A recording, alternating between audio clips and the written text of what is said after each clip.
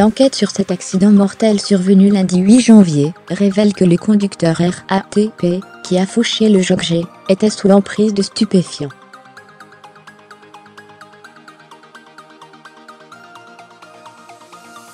Alain faisait l'admiration de sa famille en enchaînant les marathons qu'il préparait sur les bords de Marne.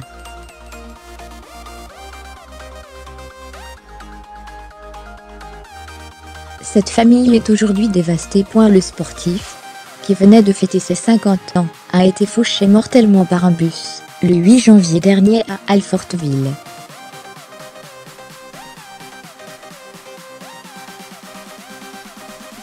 La douleur de ses proches est d'autant plus forte qu'ils viennent d'apprendre que le conducteur RATP était sous l'emprise de stupéfiants au moment du drame.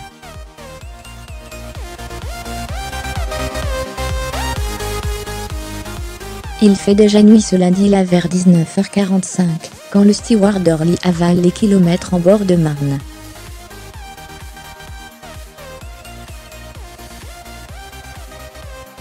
Deux a déjà fait le marathon de New York et là, il préparait celui d'Édimbourg, témoigne sa sœur.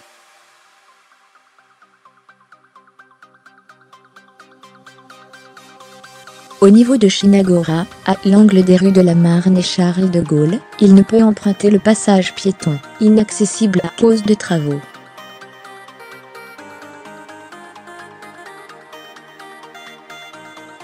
Il traverse donc juste à côté. Un bus arrive à ce moment-là. Le conducteur freine, mais il est trop tard.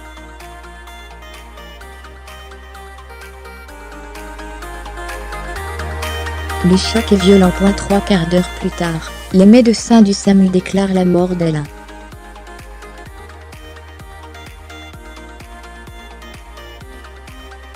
Nous avons été choqués de lire sur les réseaux sociaux qu'Alain n'avait pas fait attention, soupire sa sœur.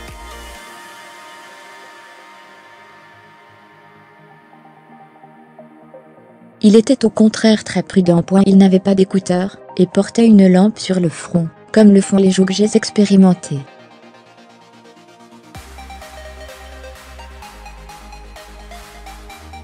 Fermez les guillemets, mais ce qui la choque le plus, c'est d'apprendre que le conducteur était sous l'emprise de produits stupéfiants.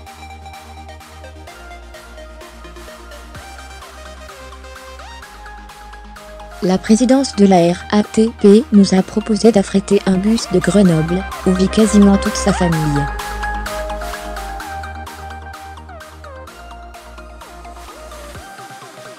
Mais ce qu'on voudrait surtout savoir, c'est comment une situation pareille peut se produire.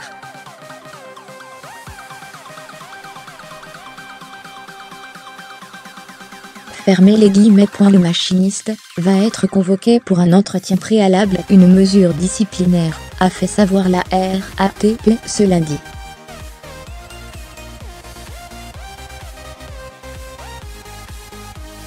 Cela peut aller jusqu'à la révocation de l'agent. Pour ce qui est de la consommation d'alcool ou de stupéfiants, nous appliquons une tolérance zéro, assure-t-on à la régie.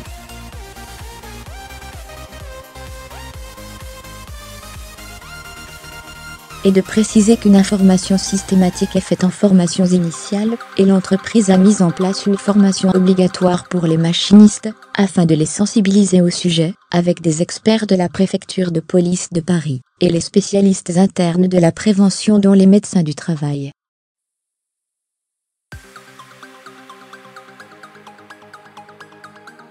Fermez les guillemets. Une enquête est toujours en cours, pour savoir notamment si la consommation de stupéfiants était récente ou pas.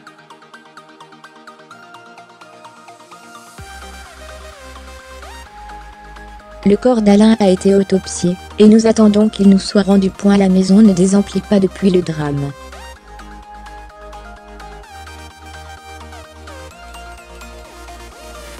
Il nous manque tellement.